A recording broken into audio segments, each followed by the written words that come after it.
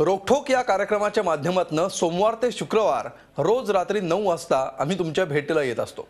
ताज्या विषयावरच्या रोखोक चर्चेसोबतच या कार्यक्रमाच्या माध्यमातून आम्ही अनेक विषयांचे विविध पैलू उलगडत असतो।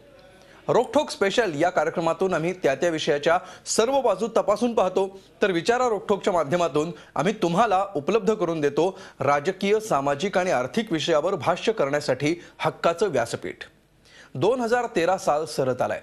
पुढच्या 15 तासांनंतर 2014 उजाडलेला असेल।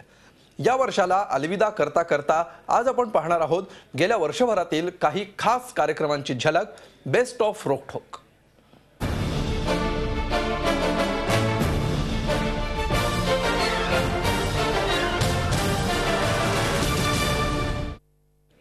सुरुवातीला आपण बघूया बेस्ट ऑफ रोखोक स्पेशल।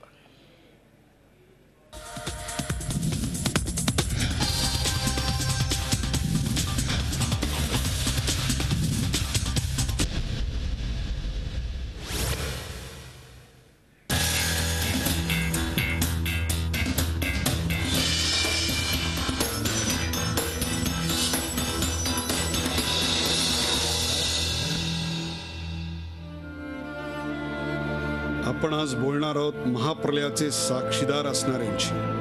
उत्तराखंडात निसर्गाचा मानवनिर्मित प्रकोपामुळे झळ बसलेल्या भाविकांची।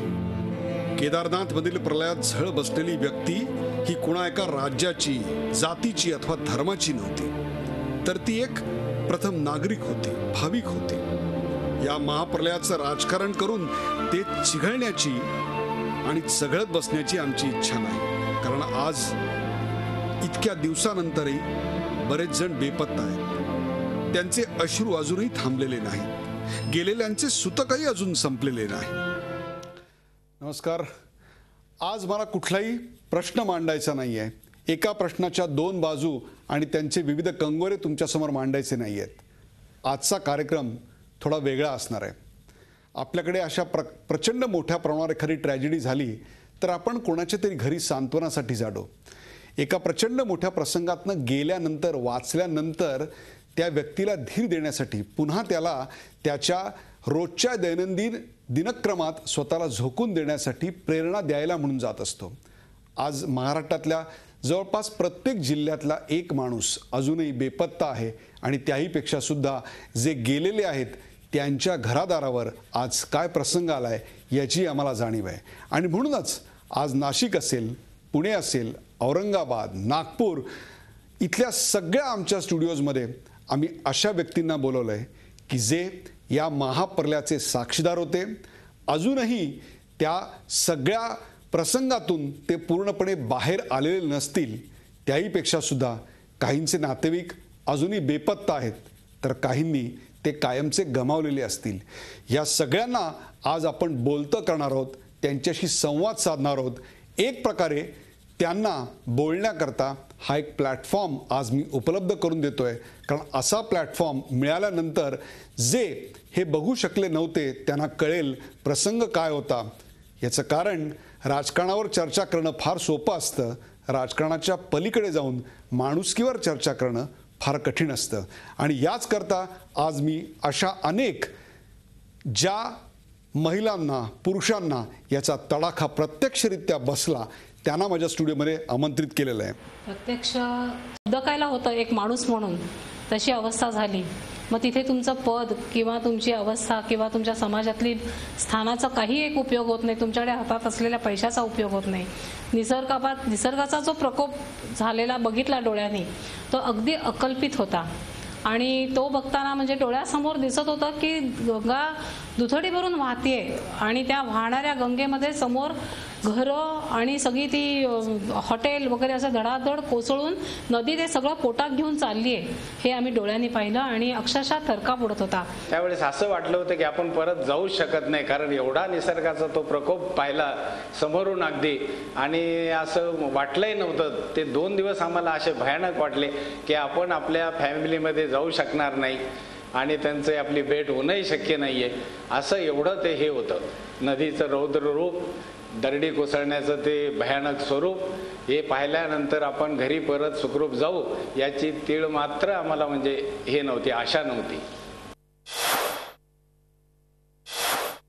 काय प्रकारचा अनुभव आणि त्याहीपेक्षा सुद्धा काय तत्वज्ञान जीवनाचं यातनं आपल्याला कळलं? जीवन इतकं क्षणभंगूर? म्हणजे जीवन क्षणभंगूर आहे हे डोळ्याने दिसत होतं, पण हे केदारनाथ बद्रीनाथ या यात्रा ज्या करायच्या आहेत, तर मी माझ्या आलेल्या अनुभवानुसार मी सगळ्यांना असं सांगेन की लहान मुलांना या यात्रेला नेऊ नका. अति वयस्कर लोकांनी ही यात्रा करू नये.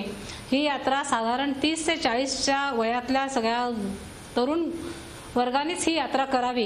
म्हणजे निसर्गाचाही अनुभव घेता येतो आणि परमेश्वराचंही दर्शन चांगलं होतं. मला मनापासून असं वाटलं की आपण निसर्गामध्ये आणि माणसामध्ये परमेश्वर पाहावा, मूर्तीत पाहू नये आणि जे काही आता आयुष्य बोनस मिळाले ते खरोखर मनुष्य सेवेसाठी वेचावं, कारण तीच खरी परमेश्वराची सेवा आहे. एवढं ह्या प्रसंगाने शिकवलं. अन्न आणि पाण्याचं महत्त्व किती आहे ते आम्ही एका प्लेट करता 70 रुपये देऊन सुद्धा लाईनमध्ये उभा राहून ती मिळत नव्हती आम्हाला. तेव्हा आम्हाला कळालं की पैसा असून सुद्धा तुमचा त्याचा काही उपयोग आपल्याला होऊ शकत नाही आणि अन्न आणि पाण्याचं महत्त्व किती आहे ते कळतं. माणसाने माणुसकी विसरू नये. माणुसकीने जर वागलं तर माणूस आपल्या धैर्याने आणि याने आयुष्य चांगल्या रीतीने जगू शकेल. धैर्य पाहिजे, सहन करायची ताकद आपोआप परमेश्वर देतो. वाह, धैर्य पाहिजे आणि सहन करायची ताकद आपोआप परमेश्वर देत असतो. ह्याच भूमिकेतनं नेमका आम्ही हा कार्यक्रम केलेला होता. वर्षभरात रोखठोकमध्ये सादर झालेल्या काही निवडक कार्यक्रमांचा आढावा आपण घेतो आहोत. आता आपण बघूया बेस्ट ऑफ विचारा रोखठोक.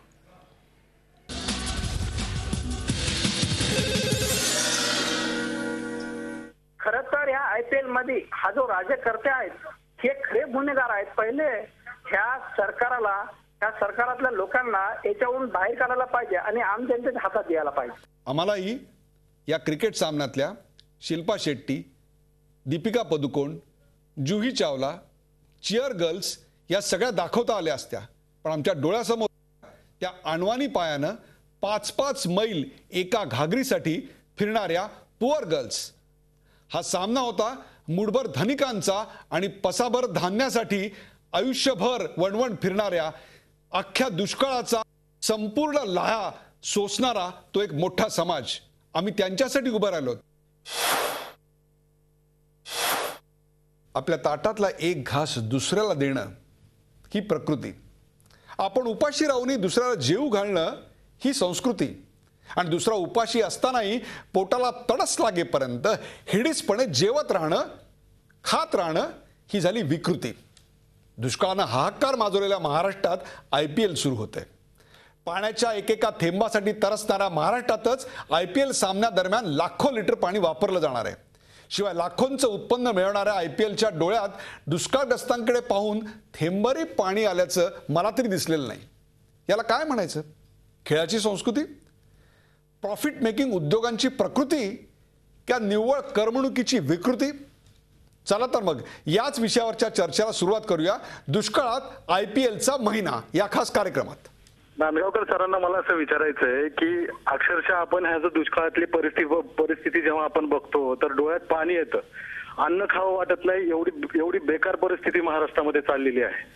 मग हे सगळं चाललेलं असताना आमचे हे जे कार्यकर्ते आहेत, मनसेचे कार्यकर्ते जे जिथे बसलेले आहेत, नांदगावकर साहेब, त्यांना मला असं विचारायचं आहे की आपण सगळ्या गोष्टीमध्ये पुढे असतो, सगळ्या गोष्टीमध्ये आम्ही खळखटाक करायला चालतो, म्हणजे पुढे येतो. हे आपण असताना हे इथे मॅचेस होतातच कसे?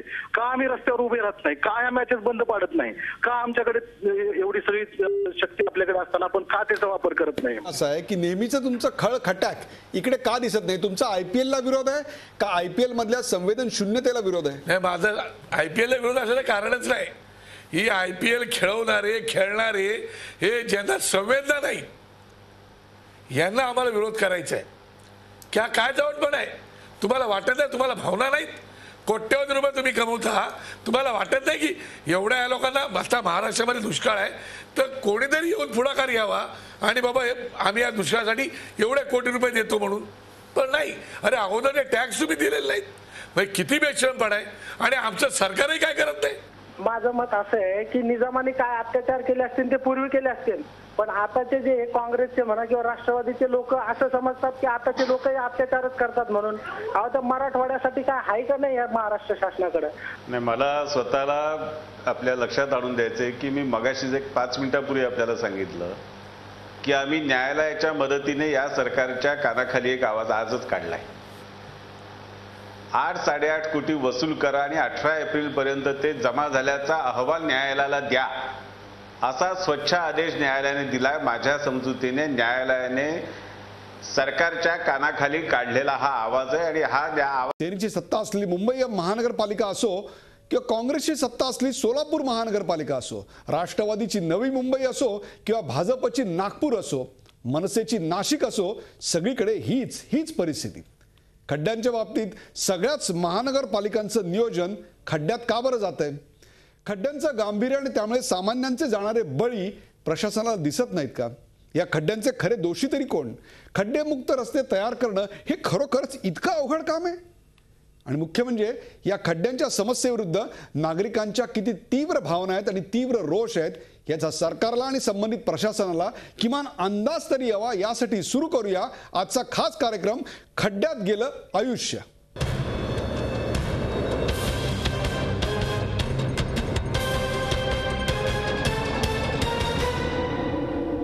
एक सर्वसामान्य नागरिक म्हणून प्रत्येक जण रस्त्यातून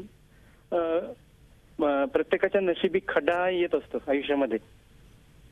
आणि अशा परिस्थितीमध्ये शासन पूर्णतः गाफील राहून किंवा संधी साधूपणे हितसंबंध जोपासण्यासाठी रस्त्याच्या बाबतीत म्हणजे बऱ्याच अंशी 99% माझं समज आहे की ते उदासीनतेचं धोरण सांभाळते. कारण बऱ्याच ठिकाणी रस्ते बांधले जातात आणि त्याच दिवशी ते परत खणलेही जातात. त्यामध्ये कुठलाही ताळमेळ किंवा कोऑर्डिनेशन जे म्हणतो आपण ते मुळीच नाहीये. आणि अशा परिस्थितीमध्ये आता जे सध्या परिस्थितीमध्ये जी काही घटना घडलेल्या आहेत या पार्श्वभूमीवर सर्वसामान्य नागरिकांना मूलभूत अधिकारामध्ये कुठलीच तरतूद नाही असं मला वाटतंय. मग याला लोकशाही म्हणायची का? रोखोक या कार्यक्रमामध्ये वर्षभरात आम्ही त्या दिवसाच्या महत्त्वाच्या विषयांवर चर्चा घडवून आणत असतो. त्या विषयाचे अनेक पैलू तुमच्यासमोर उलगडून दाखवण्याचा प्रयत्न करत असतो. काही कार्यक्रमामध्ये आपल्याकडे पाहुणे येतात, आपापली बाजू मांडतात. काही कार्यक्रमांमध्ये तुम्ही स्वतः फोनवरून आमच्या टोल फ्री क्रमांकावर फोन करता आणि तुम्ही सुद्धा या कार्यक्रमात सहभागी होत असता. तर काही निवडक कार्यक्रम आम्ही असे करतो की त्या कार्यक्रमामध्ये केवळ चर्चा न करता अनेक वेगवेगळ्या गोष्टींच्या माध्यमातून, ग्राफिक्सच्या माध्यमातून, पॅकेजेसच्या माध्यमातून त्या विषयाच्या वेगवेगळ्या बाजू समोर आणण्याचाही आम्ही प्रयत्न करत असतो. रोखोक या कार्यक्रमाचे काही भाग आम्ही स्टुडिओच्या बाहेरून प्रत्यक्ष घटनास्थळावर जाऊन सादर केले. बघूया त्यातल्याच काही निवडक भागांची ही झलक. आज वसुबारसेचा दिवस आहे. आजपासून दिवाळीला सुरुवात झाली आहे. महाराष्ट्रभरासह देशभरामध्ये दिवाळीचा उत्साह सगळीकडे आहे. पण मुंबईमधला एक भाग असा आहे ज्या भागामध्ये दिवाळीचा उत्साह नाही आहे. कारण या सगळ्या लोकांना चिंता लागून राहिली आहे ती आपल्या डोक्यावरच्या छताची. उद्या आपलं घर राहील की नाही, ही दिवाळी या घरामधली आपली शेवटची दिवाळी आहे का, असा विचार करून इथं राहणाऱ्या सगळ्यांच्या डोळ्यामध्ये पाणी येत आहे. आम्ही काय कुठून बाहेरून उपरे नाही आहोत की जिथे आज 70 वर्ष आमचं सगळं आयुष्य इथं गेलं आणि अशा लोकांना त्यांचे पैसा खर्च करून ज्या बिल्डिंग आहेत त्या तुम्ही आज ह्या दिवाळीच्या सणाच्या दिवशी डिमॉलिश करून त्यांना तुम्ही जिवंत मारताय. महानगरपालिका अनेक अधिकाऱ्यांना, उपायुक्तांना रिटायरमेंट नंतर सुद्धा कामावर घेते कॉन्ट्रॅक्ट पद्धतीने. त्यांनी मला 6 महिन्यासाठी कॉन्ट्रॅक्टवर घ्यावं, फक्त 1 रुपया पगार द्यावा आणि फक्त कॅम्पा कोलाचं काम माझ्याकडे द्यावं आणि मी बघतो की कॅम्पा कोला तुटतो का राहतो ही माझी जबाबदारी. त्या समस्येवरती विशिष्ट वकिलांनी न्यायालयासमोर जे कायदे आणि ज्या घटना यांचं सादरीकरण केलेलं असतं त्याच्यावर न्यायालय जो निर्णय देतो तो न्यायालयीन निर्णय असतो. अगदी त्याच्यामध्ये उणीवा असू शकत नाहीत असं नाही. न्यायालयाला जाणीव आहे की त्याच्या आपल्या निर्णयामध्ये उणीव असण्याची शक्यता आहे, त्रुटी असण्याची शक्यता आहे. म्हणून पुनर्निरीक्षणाचा हक्क प्रत्येक पार्टीला, प्रत्येक पक्षकाराला दिलेला आहे. प्रश्न कॅम्पा कोलाचाच नव्हता, तर अशा पद्धतीनं या धनदांड्यांकडून पीडित झालेल्या महाराष्ट्रामधल्या तमाम नागरिकांसाठी आम्ही हा कार्यक्रम केला होता. आपण लढत राहा, कॅम्पा कोला वासियांनी देखील लढत राहावं. झी मीडिया एक माध्यम म्हणून या सगळ्या बांधवांच्या पाठीशी कायम ठाम आणि खंबीरपणे उभा आहे. शिवाजी पार्कवर सध्या आपण उभे आहोत आणि या परिसराला हेरिटेजचा दर्जा देण्याला नागरिकांचा विरोध आहे. इथल्या राजकीय पक्षांनी सुद्धा काही याला विरोध केलेला आहे. इथल्या नागरिकांची नेमकी मतं काय आहेत, इथले प्रतिनिधी काय म्हणतात, या सगळ्याविषयी आपण चर्चा करतो आहोत. आपल्या सोबत नितीन सरदेसाई, वंदना गुप्ते, सुलक्षणा महाजन आणि संदीप देशपांडे, त्याचबरोबर मनीष चव्हाण हे इथले स्थानिक प्रतिनिधी, रहिवासी आणि नगररचना तज्ज्ञ, या सगळ्या मंडळींना घेऊन आपण ही चर्चा करतो आहोत. शिवाजी पार्क परिसरातले काही नागरिक सुद्धा आपल्या सोबत आहेत. करायला गेलो तर अंडर द टेबल आहे आपल्याकडे, ते एक सिस्टीम आहे. रॅबिट बाहेर टाकलं तर तो माणूस म्युन्सिपाल्टीचा कोणाचा आहे, म्हणजे तिकडे त्याला पण द्या. बिलकुल, म्हणजे आधीच एवढा भ्रष्टाचार होतो, आधीच एवढा सामान्य माणसांना त्रास होतो आणि त्यात आता ह्याच्यामुळे अजून व्याप वाढणार असं तुमचं मत आहे. सरकारने शिवाजी पार्कच का निवडलं हेरिटेजमध्ये, ह्याचं मला खड उत्तर पाहिजे होतं आणि ते होऊ नये म्हणून माझे मत आहे. बिलकुल, ते होऊ नये असं तुमचं मत आहे. विकास आराखडा जर महापालिकेतल्या सभागृहामध्ये मंजूर झाला तर सरकारनी ते मंजूर करणं अपेक्षित आहे. आणि मी काही बाबतीत त्याच्यामध्ये सल्लागार असल्यामुळे मला असं वाटतं की आता सरकार निदान हे मुख्यमंत्री स्वतः या बाबतीत फर्म आहेत की मुंबईनी स्वतःची जबाबदारी स्वतः घ्यावी. तर मला वाटतं सगळ्यांनी लोकसहभाग घ्यावा. भय इथले संपत नाही या खास कार्यक्रमामध्ये. या कार्यक्रमामध्ये आपली मतं, आपले मुद्दे आणि आपले प्रश्न उपस्थित करण्यासाठी मुंबई विद्यापीठाच्या अनेक महाविद्यालयांमधले विद्यार्थी या सभागृहामध्ये उपस्थित आहेत. त्याचबरोबर इथे आपल्यासोबत काही मान्यवर देखील आहेत. की महिलेवर बलात्कार झाला की तिला 2 लाख रुपये, सामूहिक बलात्कार झाला तर 3 लाख रुपये आणि ॲसिड हल्ला झाला तर 2 ते 3 लाख रुपये. तर या गोष्टींमुळं सरकार या गोष्टींवर पाघरून घालायचा प्रयत्न करते का, असा माझ्या मनात प्रश्न आला. बलात्कार झाल्यानंतर कायदे कडक करा असं म्हटलं जातं, पण भारतीय दंडविधान 354 आणि 359 जे विनयभंग आणि छेडछाड यासाठी वापरले जातात ते आजही अदखलपात्र गुन्हे म्हणून प्रसिद्ध आहेत. पालक आणि मुलं यांच्यामध्ये सुसंवाद असायला पाहिजे आणि त्यांना पालकांनी आणि शिक्षकांनी दोघांनीही तितकाच वेळ दिला पाहिजे. आपण नेहमी संस्कारांच्या बद्दल बोलतो, पण संस्कार हे काही करता येत नाहीत. संस्कार हे आपल्या वागण्यातून त्यांच्यावरती होतात. तेव्हा त्याची मित्र असतात, पण आपल्याला प्रत्यक्ष 5 मित्रांबरोबर काही नीट रिलेशन सांभाळता येत नाहीत आणि त्यांच्याशी बोलता येत नाही. तर अधिक आणि दुसरं असं आहे की एक या सगळ्याच बदलत्या काळामध्ये एक फार मोठा गोंगाट आसपास सुरू आहे आणि या गोंगाटामध्ये अगदी माझ्या शेजारचा माणूस रडतो आहे किंवा अगदी माझ्या शेजारचा माणूस मला मदतीसाठी हाका मारतोय, त्या हाकाही मला ऐकू येत नाही. तर त्या हाका ऐकायला आणि शेजारचा माणूस रडतो आहे हे लक्षात घ्यायला शिका. तर या सगळ्या हाका, हे सगळे विषय आणि सध्याची परिस्थिती गेले वर्षभर रोखठोकच्या माध्यमातून, बातम्यांच्या माध्यमातून आम्ही तुमच्यापर्यंत पोहोचवली आणि रोखठोकच्या माध्यमातून त्याचे वेगवेगळे अँगल्स देखील आम्ही तुमच्यासमोर उलगडण्याचा प्रयत्न केला. केवळ चर्चेसाठी ही चर्चा नव्हती आणि इथून पुढेही नसेल. मागच्या वर्षभरात आम्ही त्या विषयांचे अनेक पैलू तर तुमच्यासमोर आणलेच, मात्र तुमच्या मनात नेमकं काय आहे, तुम्हाला याविषयी काय वाटतं, सर्वसामान्य माणसाची याविषयी काय भावना आहे, यासाठी तुमचा सहभाग देखील आम्ही घेतला आणि तुमच्याकडून आलेल्या सूचनांचा वारंवार विचार करून त्याचा समावेश रोखठोक या कार्यक्रमामध्ये वेळोवेळी आम्ही करत गेलेलो आहोत.